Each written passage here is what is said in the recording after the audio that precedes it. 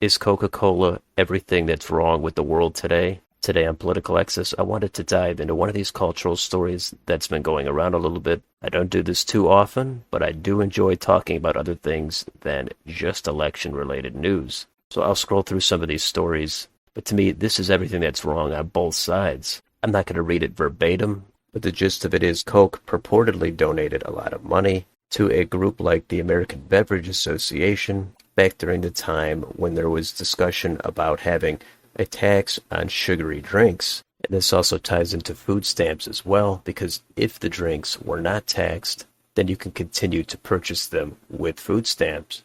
And what Coke is said to have done was to donate money, and this would make its way to the NAACP as well as Hispanic groups in an effort to have them oppose the sugary drink excise tax and cast the opponents of this as racist. So that is the quick gist of it. You can read about it here. Maybe some of it is a little bit exaggerated. Maybe there's a grand explanation behind it all. However, to me, this does not seem surprising at all, and it's not surprising that this is not going to be all over the media. This is exactly the kind of story that is going to get minimal attention at best, because to me it goes after the two major issues in the U.S., and that is the extreme unchecked corporate power and the extreme unchecked social justice or wokeness. Now, you've heard me say it before on this channel, but I think both parties are in the right direction on one issue and in the wrong direction on another. The Democrats, the left, progressives, liberals, whatever you want to call that side, they should be outraged by this. It's a major corporation using its profits from an unhealthy drink to funnel it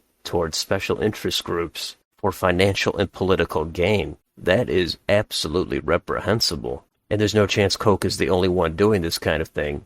Whenever it does get exposure, I think it should get significantly more attention than this. It's never satisfying when a corporation has so much money that they end up just using millions of dollars on subversive PR campaigns for their own bottom line, especially hiding behind special interest groups based on race or ethnicity. Now, the other side of it, which is the side of the Republicans or the conservatives, the new right, whatever you want to call that side, what they should be against. And that is this bizarre social justice ideology that has gone completely off the rails. I've long said it's a part of most of the major institutions in the United States, academia, the media, corporations, Hollywood, etc. But to turn a beverage tax into something about race, I've always disagreed with that kind of framing. But they know it's going to elicit an emotional reaction from people. The hint of being labeled as racist, that puts you on the wrong side, and there's so much capitulation once that label comes out. It does have inordinate amounts of power, and many times it is used very frivolously, and I think it's gross and it's immoral. In this particular case is no exception, but you can go on and on with these kinds of things. If you really look for it, culturally, it has exploded over the past few years. So I do think there has to be some kind of severe pushback on this type of messaging and ideology. And Coke also was under fire a couple of years ago for, in one of their diversity trainings, having a slide encouraging their employees to be less white.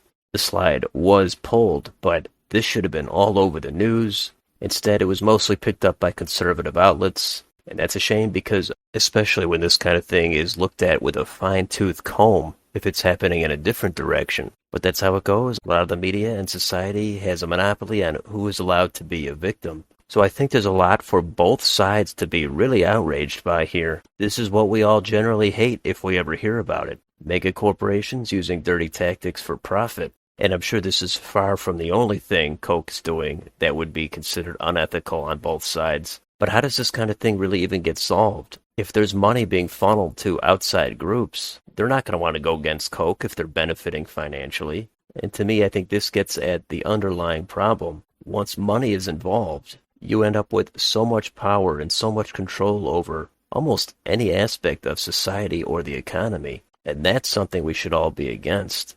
So whenever we hear about these things, I just assume it's a drop in the bucket compared to what's really going on behind the scenes. And that's why it's not good enough to just find the good billionaire, the good corporation, the bad corporation. That amount of control should be a concern on its own. So anyway, I don't want to go on too long about this, but a lot of times I do like to talk about other issues. Do you enjoy these kinds of commentaries, or do you mostly want to stick to hypothetical presidential matchups? So let me know in the comments, what do you think about this story? and the underlying issues that I presented. Let me know down below, and on your way out, don't forget to like, share, and subscribe. Thank you for watching, and I will see you on the next video.